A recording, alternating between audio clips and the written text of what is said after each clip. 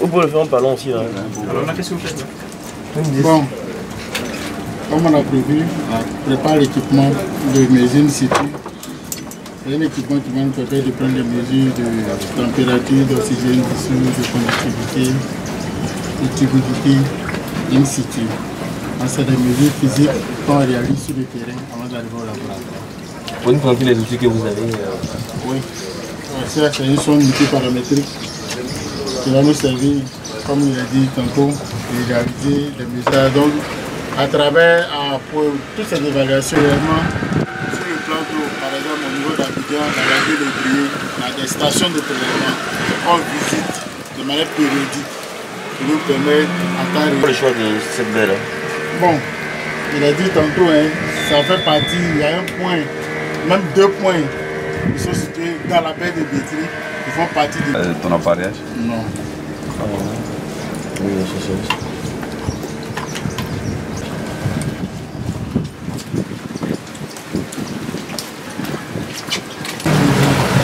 C'est des stations où il n'y a pas de bon. Bon, on va se servir du GPS, d'un GPS pour repérer notre point, notre station. C'est pas comme la ville, l'altitude, longitude, va permettre de localiser le point de vue. C'est le GPS que nous avons là. Bon, souvent quand on a des navires avec, je l'avais derrière du BD. Allez.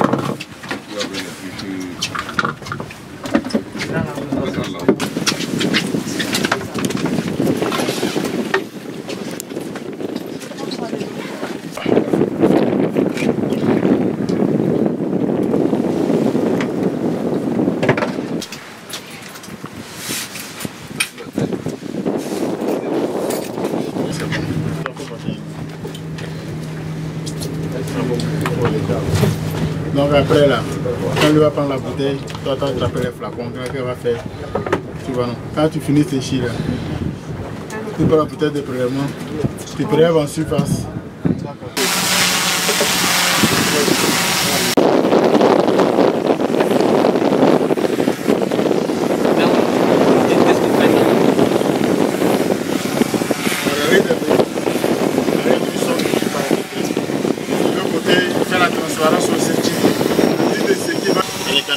Qui sont localisées directement dans la mer. Il y a les eaux pluviales aussi, quand les eaux pluviales drainent les déchets dans les canalisations, tout ça c'est tout dans cette mer à la pollution. Ça représente quoi alors pour les eaux domestiques? Non, c'est les analyses qui nous donnent des tendances. Puisque si on a ça, pourquoi de manière périodique, par exemple au niveau du RNO, c'est vraiment mensuel qu'on fait dans les baies, que ce soit la baie de Pietri, la baie de Cocody, la baie de Yopougon, directement dans les canalisations et ça se retrouve dans la baie.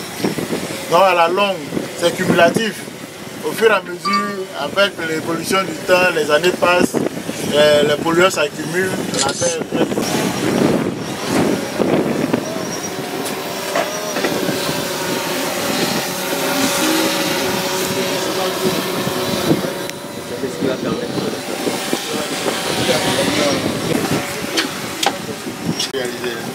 Oui, bien sûr. On fait avec les deux en même temps. J'ai suministré.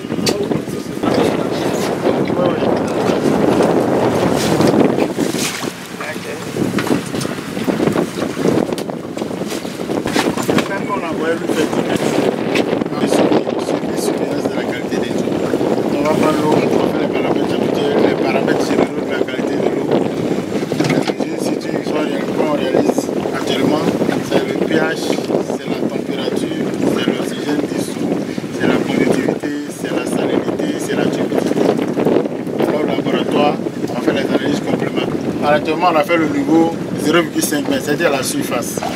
Non,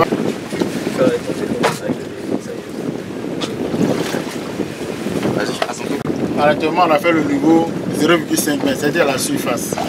Non, on va faire un deuxième niveau tout à l'heure. On va aller traiter de manière générale tout ce qui est résultat sur le terrain.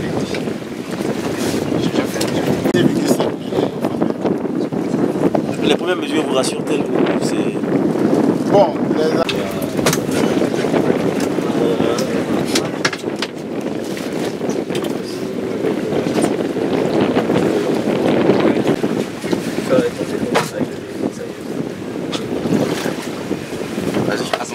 actuellement, on a fait le niveau 0,5 m, c'est-à-dire la surface.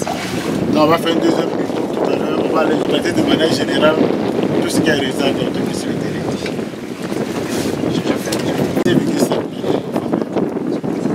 Les premières mesures vous rassurent-elles? Bon,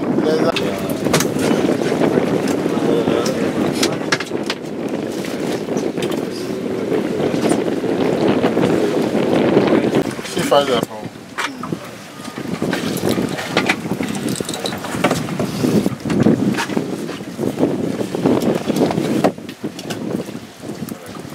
Dans les différents fragments des prélèvements.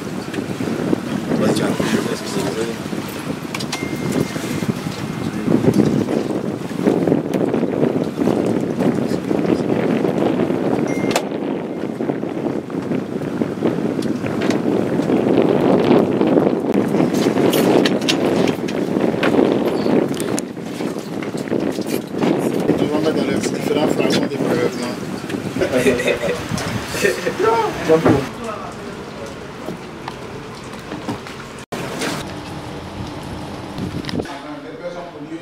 Ok. Non, ouais. Au niveau du laboratoire de biologie, dès réception de l'échantillon, nous procédons au traitement de l'échantillon d'abord, ce qui va ensuite permettre des indicateurs être élevés. On pourra dire que cet échantillon est susceptible de contenir un gène pathogène, hautement pathogène. D'accord. Allez-y, on laisse travailler. On finit le travail. Donc là, elle va filtrer. Voilà. Donc là,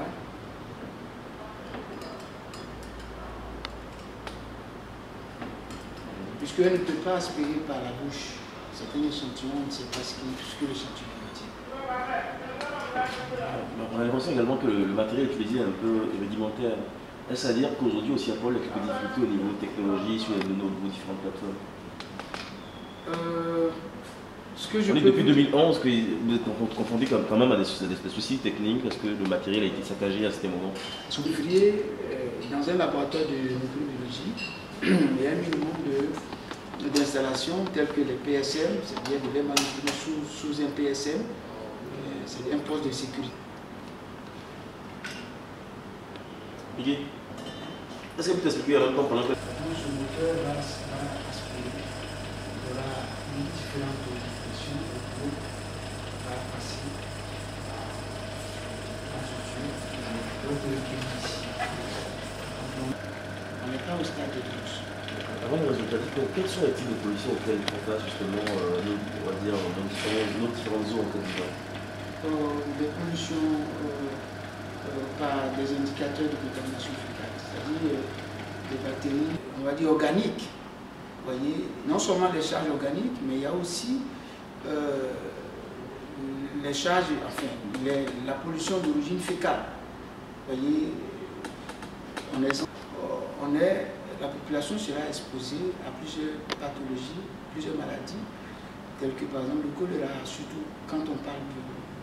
Elle va enlever la membrane filtrante et la déposer sur un milieu qu'on appelle milieu de culture.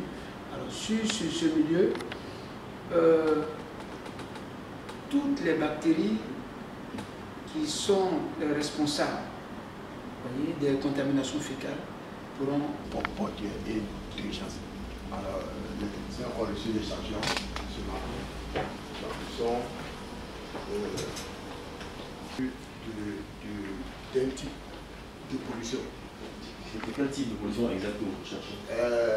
Il y a la pollution physique, il y a la pollution chimique, il y a la pollution microbiologique que vous avez vu, il y a la section chimique qui analyse soit les pesticides ou bien les contaminants chimiques, les métaux lourds, etc. Donc ça, ici aujourd'hui, c'est dans la section chimique pour l'analyse des diminuer de l'eau.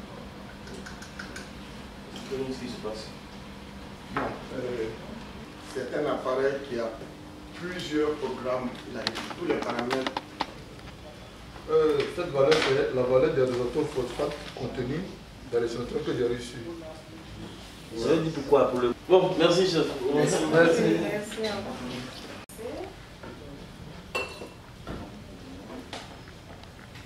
Il a été fait ce matin. C'est depuis hier qu'il y a eu le gouvernement. Donc nitrite, nitrate, ammonium, phosphate, détruire surface, fond. Ok. Je vais même les résultats in situ, donc je vais consolider le rapport. Après je vais mettre ça pour valider. Dans le milieu, ces batteries vont utiliser l'oxygène du milieu pour pouvoir décomposer ces charges organiques.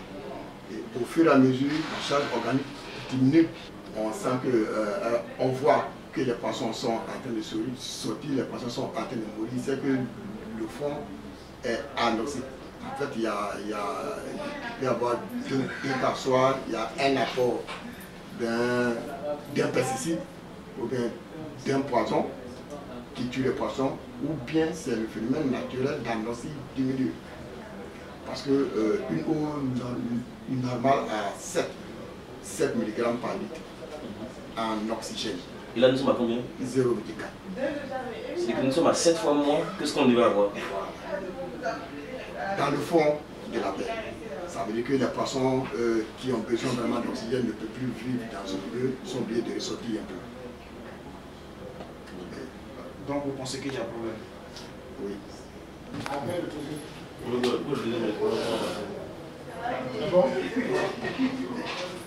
Pour me mettre les résultats des analyses microbiologiques. Et qu'est-ce que disent ces résultats-là? Alors, ces résultats montrent que les charges... Ça c'est pas.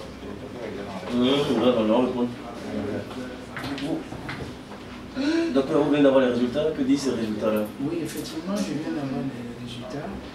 Alors, ces résultats nous montrent que les charges des indicateurs de contamination fécale sont...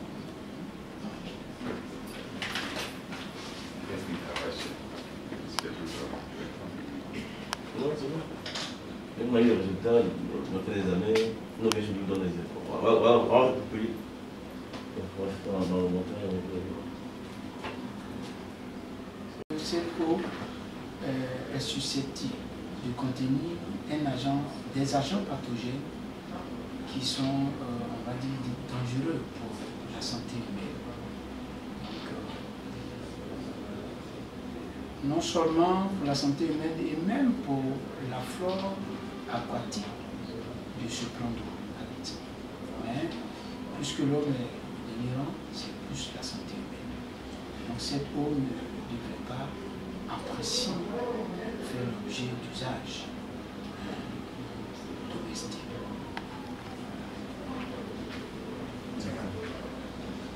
Bon, nous, en situation de travail, justement, avec le second,